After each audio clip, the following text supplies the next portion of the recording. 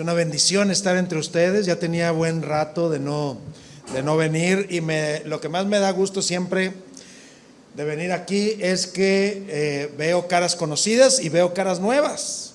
Y eso es una iglesia. Una iglesia no es un club en el cual siempre los miembros son los mismos, sino tienen diferentes miembros cada vez y cada vez está viniendo más personas. Y una cosa bien importante, y Luis, el pastor, su pastor lo menciona mucho, la palabra refugio. Quiere decir que todavía hay gente que necesita refugio. Todavía hay gente de nosotros que necesitamos refugio. Y que esto no se acaba, ¿sí? Y que esto continúa. ¿Por qué? Porque vivimos en un mundo en el cual no es el refugio que necesitamos, sino es un nuevo sentido de familia, que es la iglesia, ¿sí? Así es que gracias. Y ahorita que decía Luis, que se combinaron las agendas y que exageró un poco, ¿verdad? De que paso más tiempo fuera de México, aunque a veces sí, ¿verdad? Hay algunos meses que sí, fuera de México que en México, pero a lo mejor tienen que agradecerle a otras personas que si haya podido estar aquí, aparte de su pastor, ¿verdad? Y Rosy, ¿verdad? Que me invitaron. Y mañana estaremos por acá y Ruth, mi esposa, va a estar por acá. Hoy no pudo, pero a alguien más. Y quiero presentarles a Oscar y a Erika. Párense tantito para que ahora sí los vean, así los de atrás que fueron llegando, ¿verdad? Oscar y Erika. Yo creo que tienen que agradecerles a ellos. Ellos acaban hace 5 meses acaban de tomar el desafío de suplirme como pastores en la iglesia San Pedro. Yo tuve que estar de tiempo completo ya en City to City, ya no era posible, la iglesia estaba creciendo, City to City, el ministerio estaba creciendo, ya no era posible. Y necesitábamos al pastor y a su esposa, sí, que Dios ya tenía en mente. Y son ellos. Así es que oren por ellos, Oscar y Erika. Son excelentes discipuladores. Vienen a mejorar mucho de lo que yo no podía mejorar, ¿verdad? Entonces, gracias a Dios que están ahora al frente de la iglesia y tienen el mismo amor por Iger y tienen la misma relación de amigos con el pastor Luis y su esposa, ¿verdad? Así es que estamos juntos en el evangelio, ¿sí? Y seguiremos aquí, ahí voy a estar, ahí están las oficinas en la misma iglesia y de alguna manera Oscar me ha pedido que le apoye con algunas cosas, entonces ahí vamos a estar cuando esté en Monterrey, ¿verdad? Pero de veras, oren por la iglesia San Pedro necesita de sus oraciones, ¿sí? Necesita mucho de sus oraciones, de nuevos líderes, de arrepentimiento, de renovación, ¿sí? Y entonces por eso les digo que ellos quisieron tomar el desafío, porque no vienen a tener vacaciones, ¿verdad?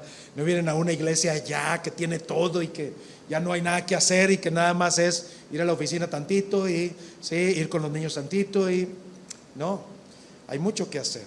Así es que igual que ustedes, nosotros oramos allá por ustedes, oren ustedes por nosotros allá en la iglesia San Pedro. Y también Luis y Rosy, yo creo que Dios les ha dado un regalo con ellos. Los conozco a los dos y es un regalo espiritual, es un regalo emocional para ustedes, para nosotros, trabajando juntos. Así es que también oren mucho por ellos, ¿sí? Porque el ser pastor es un desafío, no es cualquier cosa, ¿sí?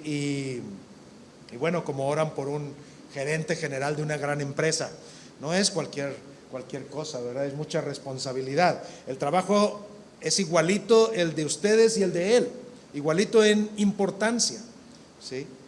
Pero la gran responsabilidad, yo sé cuánto les aman a ustedes, cuánto hablan de ustedes, siempre me está presumiendo de ustedes, ¿sí? Siempre me está presumiendo, ¿verdad? Ya le digo, ya basta, o sea, yo creo que son perfectos allá o qué. No, siempre me están presumiendo.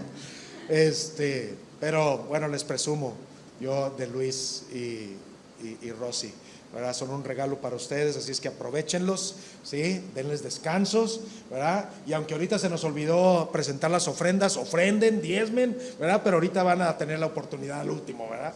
O sea, no se van a escapar, ¿verdad? Para que muestren. Pero para que esta iglesia siga en Santa Catarina impactando esta gran ciudad. Porque tú y yo necesitamos estar arraigados en el Evangelio. Necesitamos que este refugio sea un refugio más grande. O planten otro refugio en otra parte, ¿sí? Otra parte de Santa Catarina, otra parte más allá al poniente, ¿sí? ¿Quién sabe? Pero hay mucho que hacer todavía. Hay mucho que hacer.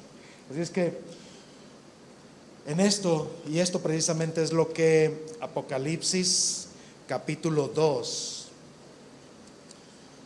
cada vez que escuchamos Apocalipsis, empezamos a temblar, porque hay una mala referencia a este libro y de cómo lo usamos. Pero Apocalipsis capítulo 2, ¿sí?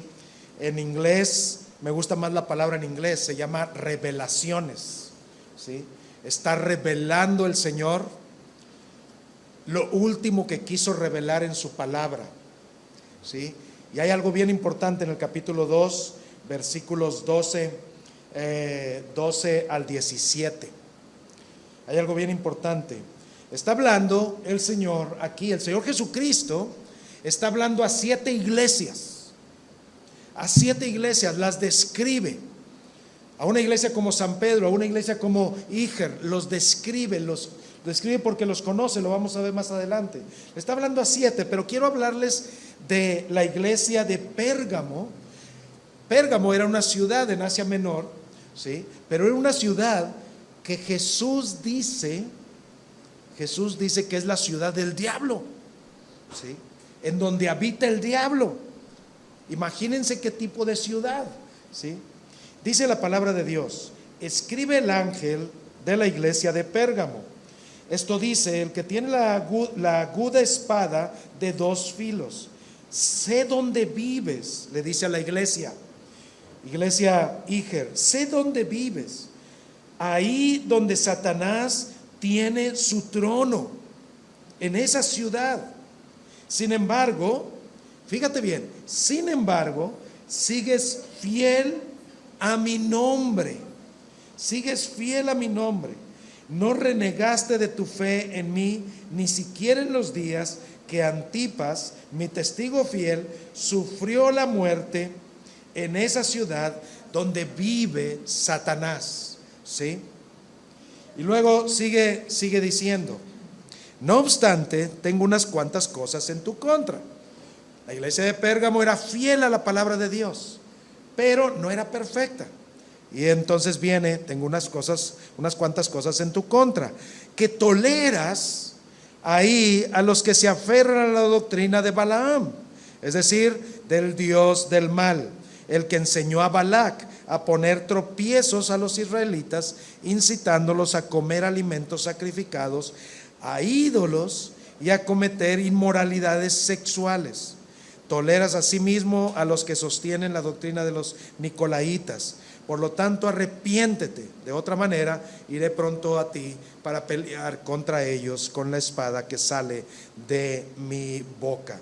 El que tenga oídos, iglesia Iger, el que tenga oídos, oiga lo que el Espíritu dice a las iglesias.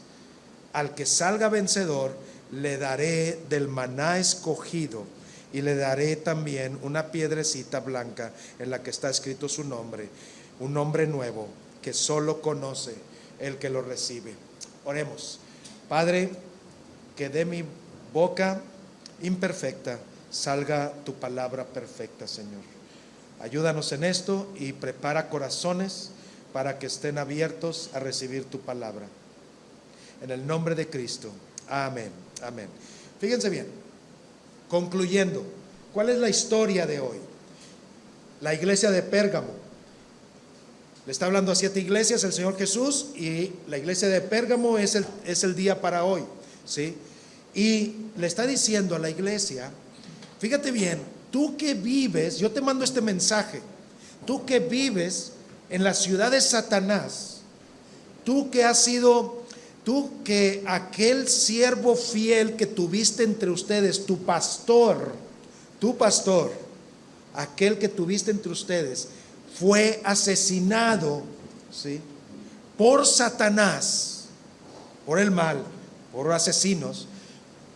Lo que está describiendo aquí es una ciudad llena de crimen, una ciudad que definitivamente no buscaba a Dios, una ciudad que no había agua, una ciudad que tenía muchos problemas, ¿sí?, pero que había matado, que había asesinado al profeta, al pastor de la iglesia, ¿sí? Ahí estaban, y dice, y sin embargo, con todo esto te mantuviste fiel. Te mantuviste fiel a mi palabra, te mantuviste fiel a mí, ¿sí? La pregunta para ustedes en esta noche es: ¿cómo una iglesia con tantos problemas alrededor, con su pastor asesinado, ¿sí?, lo habían visto, con tantos problemas en la ciudad de Pérgamo, cómo se mantuvieron fieles? ¿Cómo, en otras palabras, cómo se mantuvieron arraigados a la palabra de Dios? ¿Cómo lo hicieron? Si hoy viniste sin ningún problema, sin ninguna emoción equivocada, sin ningún pensamiento equivocado, si hoy viniste con tu matrimonio perfecto, con tus hijos perfectos, si hoy viniste aquí a escuchar cosas que hablan sobre personas perfectas, este mensaje no es para ti. Este mensaje es para pecadores. Por eso se necesita el refugio. Porque si no es así, el mensaje, si no es para mí el mensaje que soy pecador, entonces ¿para quién? Sería un mensaje de, qué bonitas vacaciones pasaste, ¿sí? Pero ¿cómo se mantuvieron arraigados en el evangelio? Vamos a ver esto en esta iglesia. Vamos a ver el carácter del cristiano a través de esta palabra.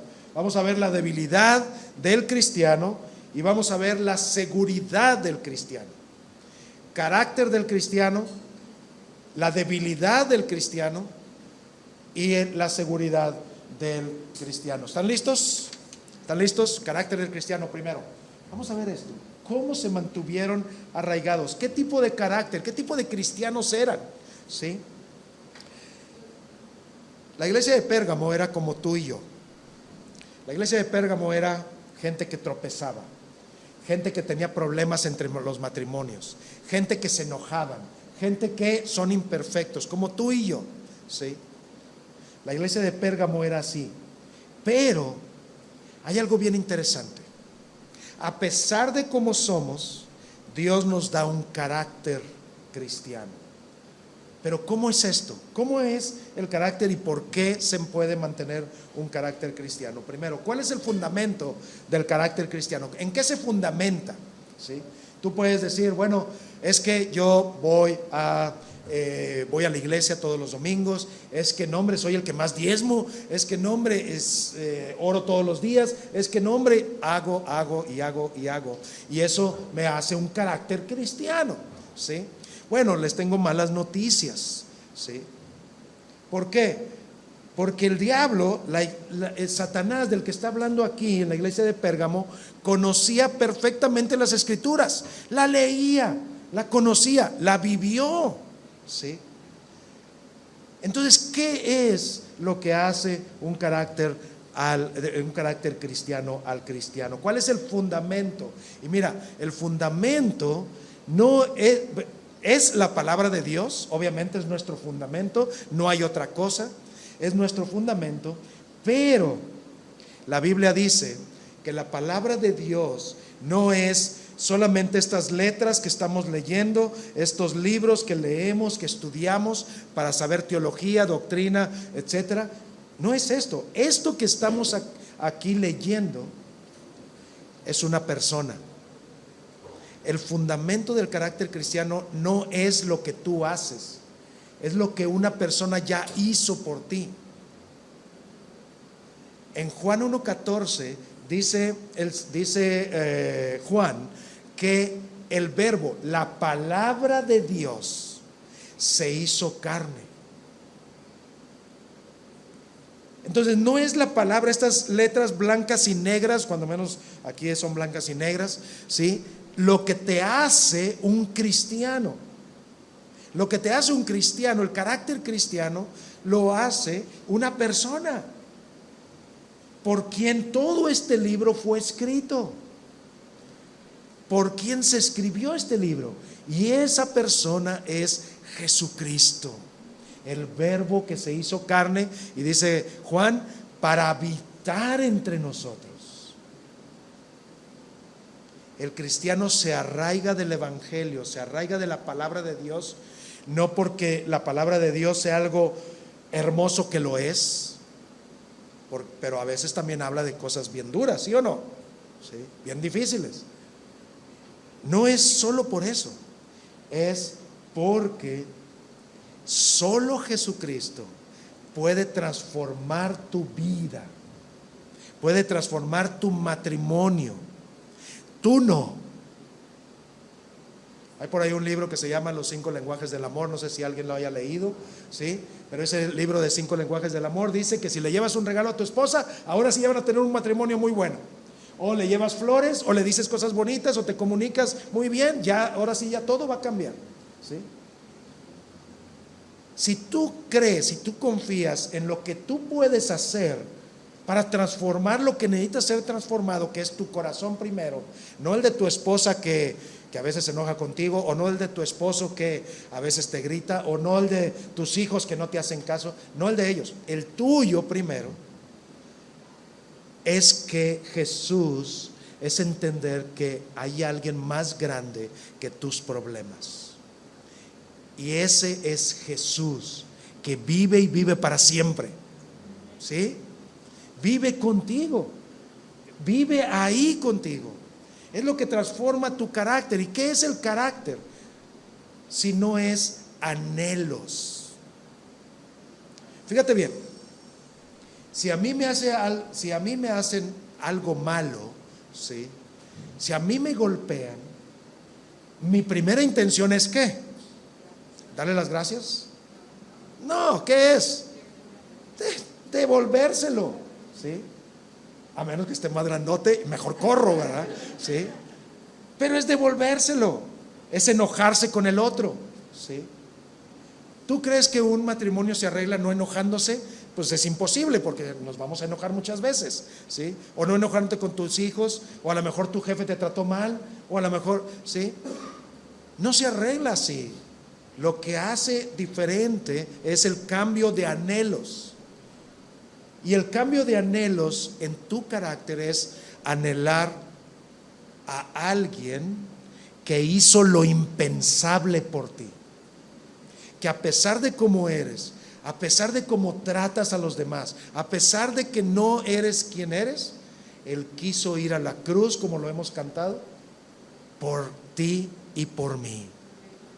Y cuando tú anhelas, no vas a dejar de anhelar, enojarte y responderle al otro, no vas a dejar eso, pero cuando tú anhelas a alguien más grande, algo más grande, ¿no te ha pasado que cuando, oye, te traes una cortada y te duele bastante? Los hombres somos bien así de que en todo nos duele, ¿verdad? Hay una inyección, le sacamos la vuelta y todo eso, eso dice mi esposa. Ustedes son bien así, bueno, no digo la palabra, ¿verdad? Pero bien sacatones, ¿verdad? En otras palabras, ¿sí?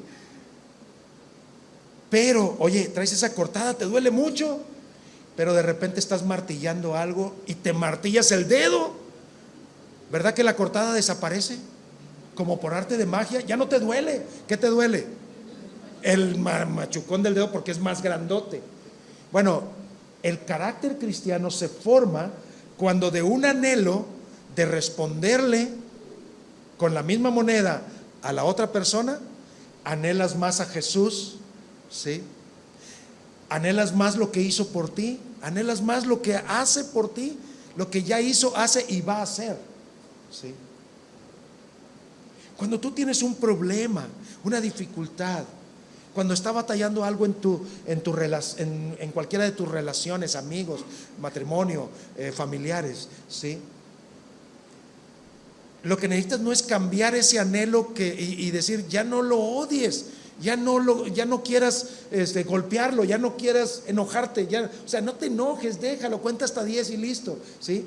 No es eso lo que te va a cambiar, porque puedes contar hasta 10 y sí te calmas, ¿verdad? Pero al día siguiente otra vez, y vas a estar contando hasta 10 cada vez que te acuerdes.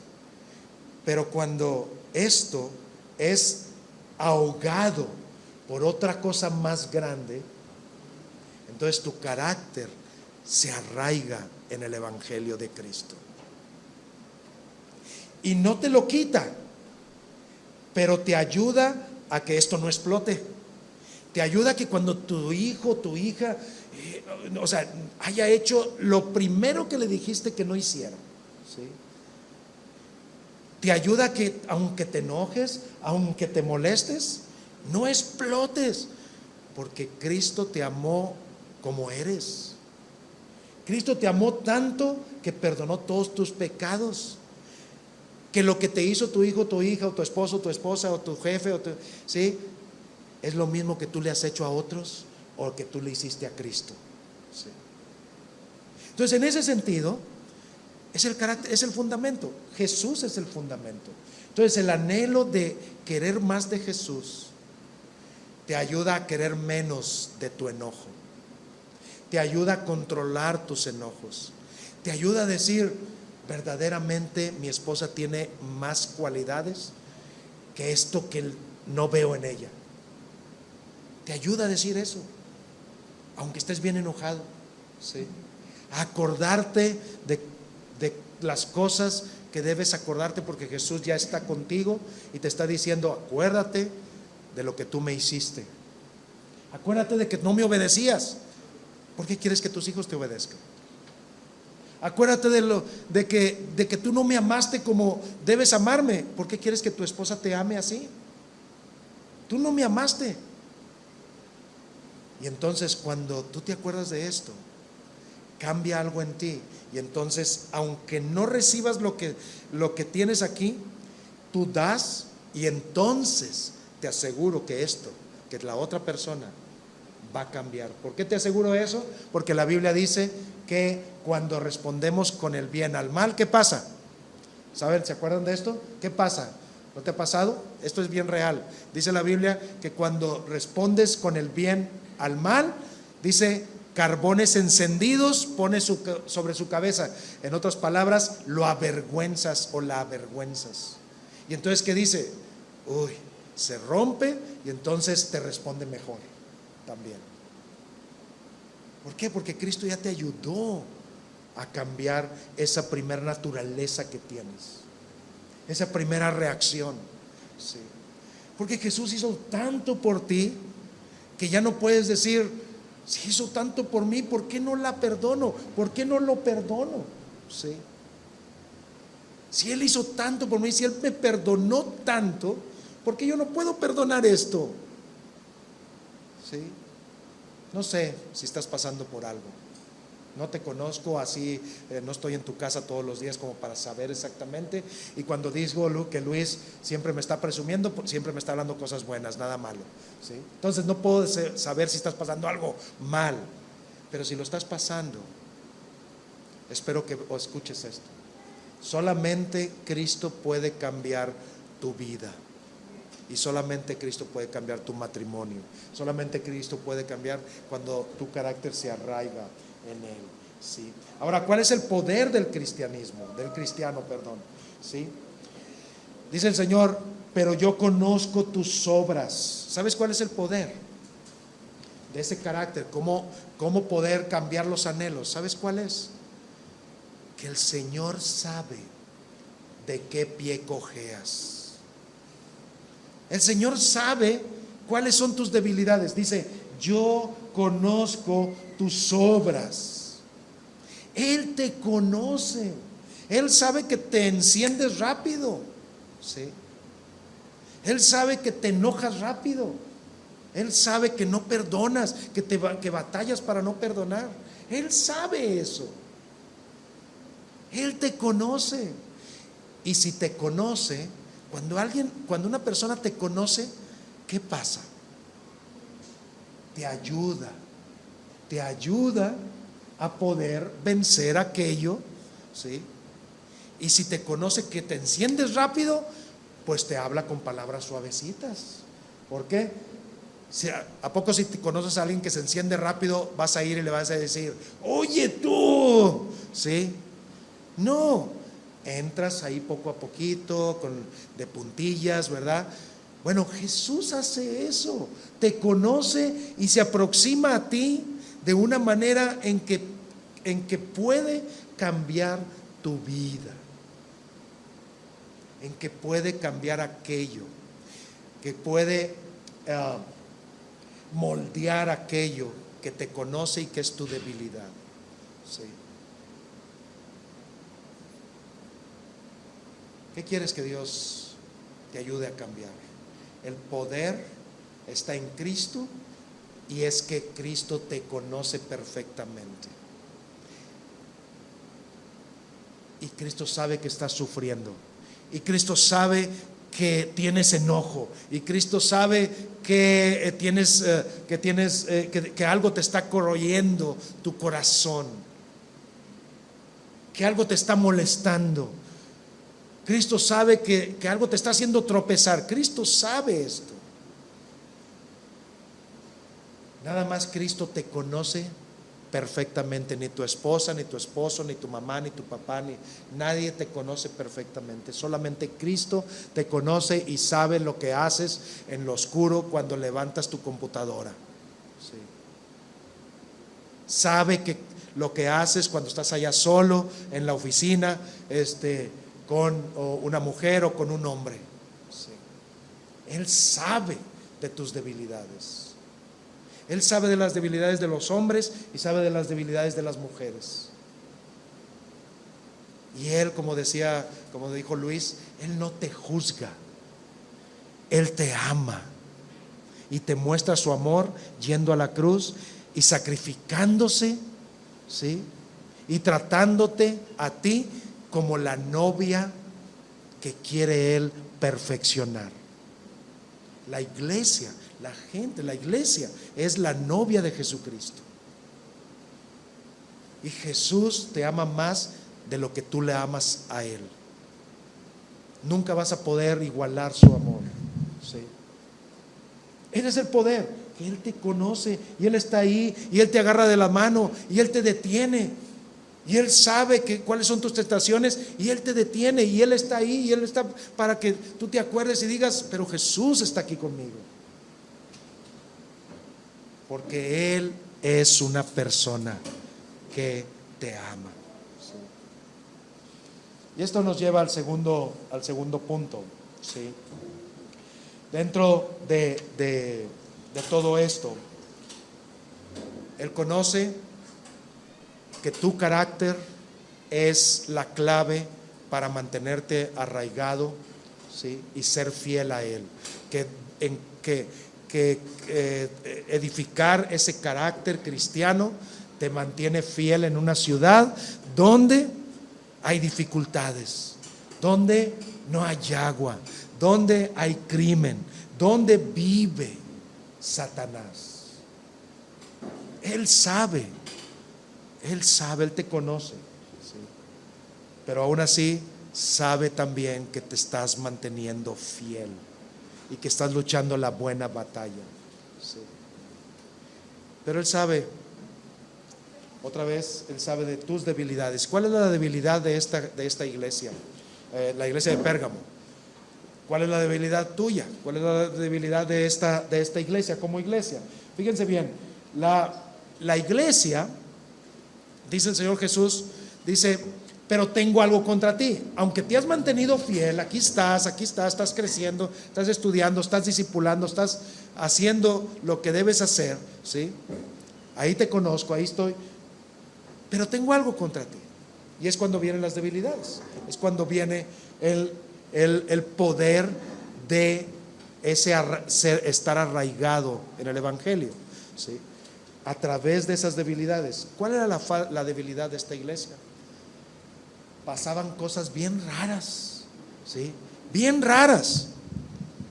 El papá se metía con una hija,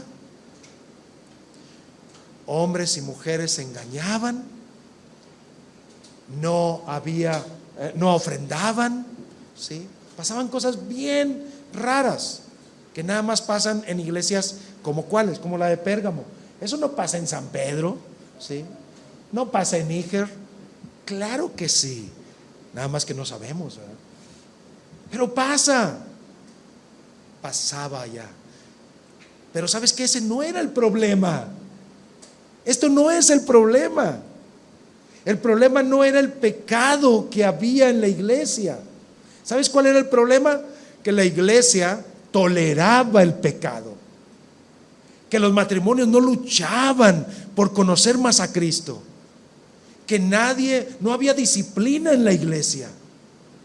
Cada quien hacía lo que quería también. Había muchos que no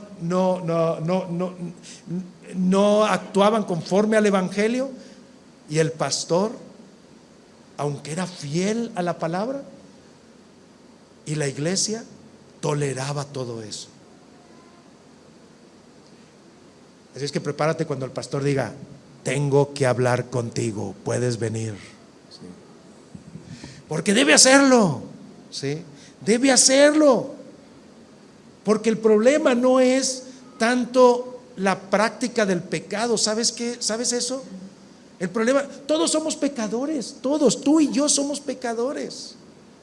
Eso no es tanto el problema, es problema, claro, pero eso no es tanto el problema. El problema es que no hacemos nada para evitarlo o para pelear contra ese pecado que hay en mi vida o en la iglesia. En otras palabras, por ahí Pablo le gusta mucho lo de las carreras, ¿verdad? Y yo creo que era muy deportista el apóstol Pablo, ¿sí? Y dice: he ganado la batalla de la fe, he corrido la carrera de la fidelidad, ¿sí? El problema no es tanto que caigas a veces, el problema es que lo niegas, no lo reconocemos, ¿sí? El problema de una ciudad como Monterrey es que negamos que tenemos problemas. Ese es el problema. Lo negamos, no hacemos nada, no peleamos contra esto. No había disciplina en la iglesia, ¿sí? Y fíjate, puede ser algo chiquito, puede ser algo que digas: ay, es que yo nomás de vez en cuando le digo una mentirilla blanca a mi esposa, ¿sí? O una mentirilla blanca es que es un lápiz que agarré, ¿sí? De ahí de la oficina, es un lápiz, o sea, algo bien chiquito. Ok, está bien, es chiquito, no hay mentirillas blancas ni negras, ¿verdad? Todas son mentiras y todas son robos, ¿sí? Pero una vez estábamos allá en Santiago, en las montañas allá arriba, en un retiro de mujeres. Le estaba ayudando yo a mi esposa y de repente sentí un dolor, ¿sí? Y sentí ese dolor que iba creciendo y creciendo y creciendo, ¿sí? Era un cálculo, una piedra en el riñón, ¿sí? No sé si alguien ha tenido esos dolores, pero a mí me decían, es como un parto. Bueno, no sé qué signifique eso, ¿verdad? Que cómo les duele a las mujeres, ¿sí? Pero duele bastante, ¿sí? 3 horas para llegar al hospital desde allá. Imagínate, me iba retorciendo entre esas bajadas, ¿sí? Y por ahí iban 2 adelante, 2 pastores, y me llevaban, y uno le dice: oye, cálmate, no te pongas nervioso, manejando despacito. ¿Por qué? Porque una piedra tan chiquita te derrumba. Un pecadito chiquito, como le decimos a veces, te puede llegar a derrumbar en el futuro. Y la iglesia decía: ay, bueno, ¿qué tiene? ¿Sí?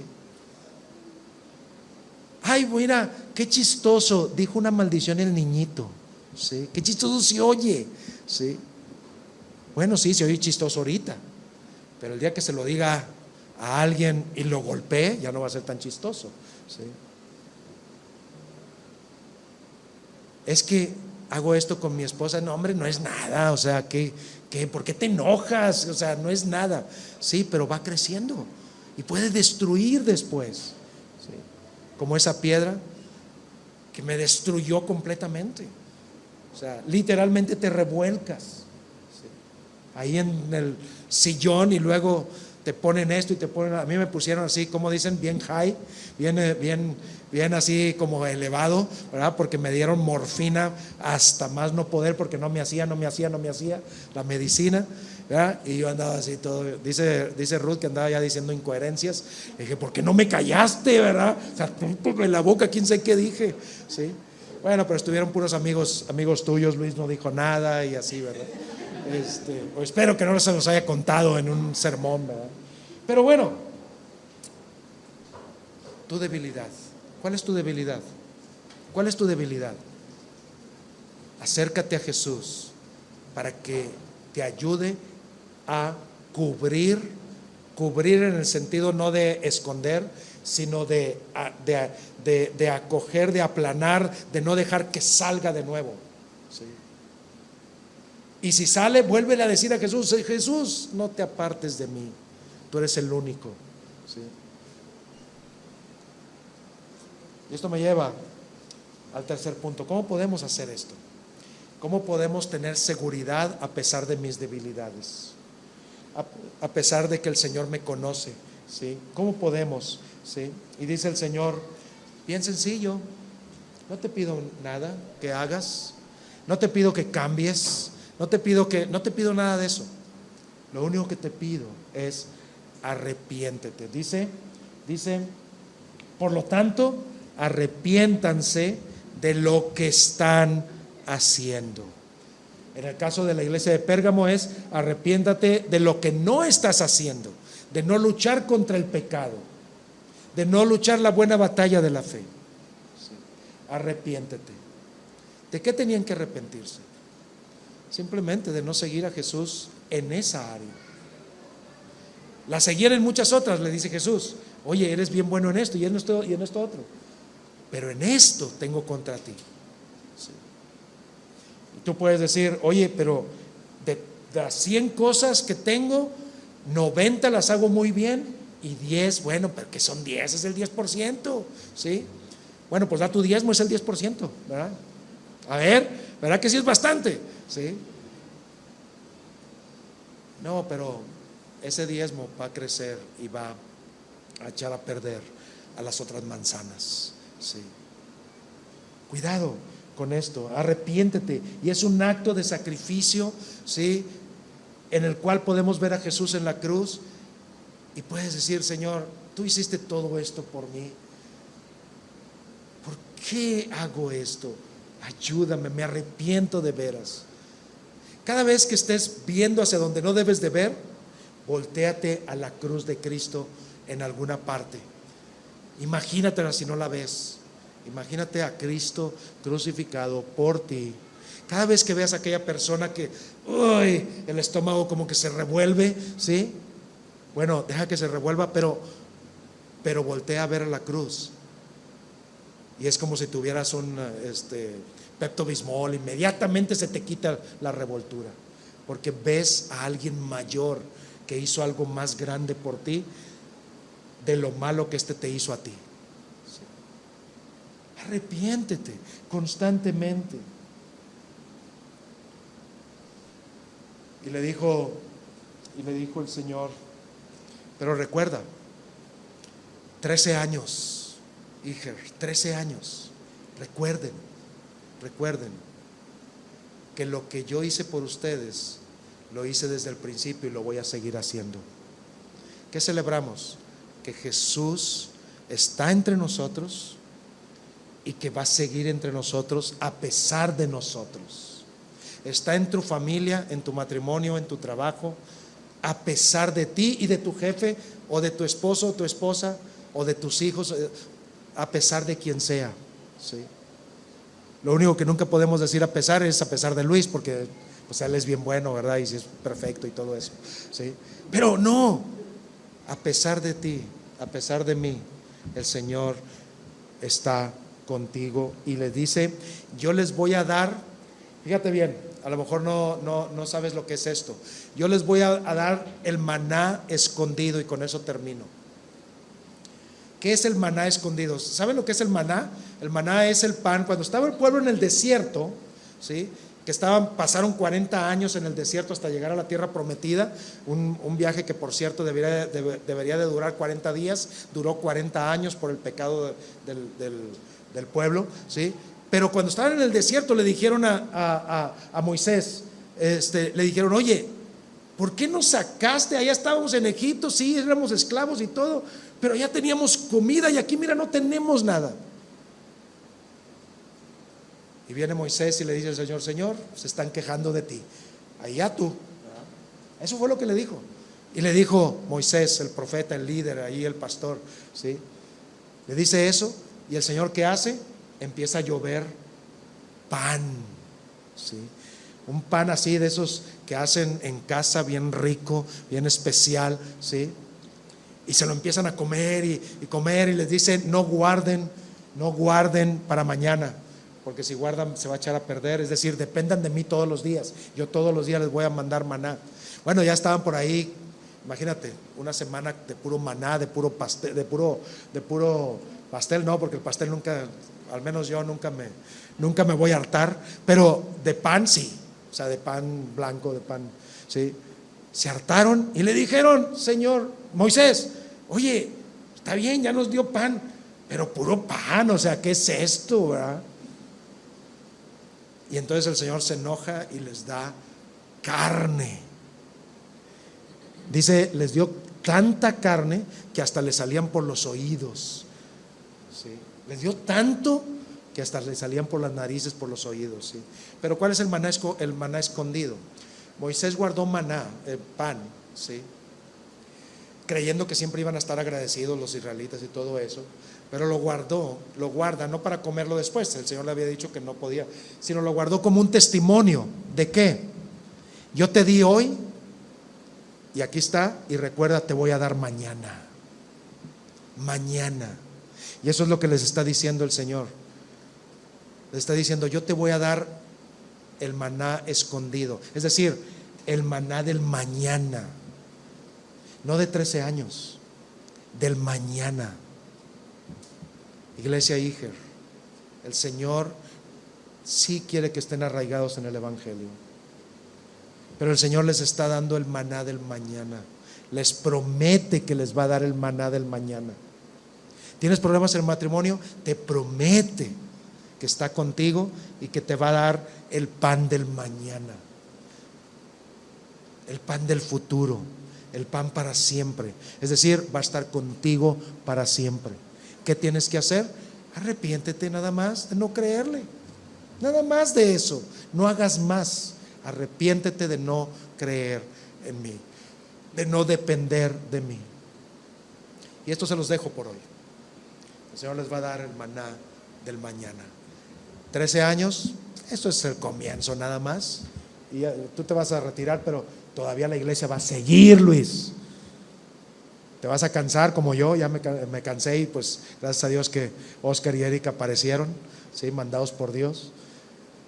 Te vas a cansar, pero el Señor promete que les va a dar el maná del mañana.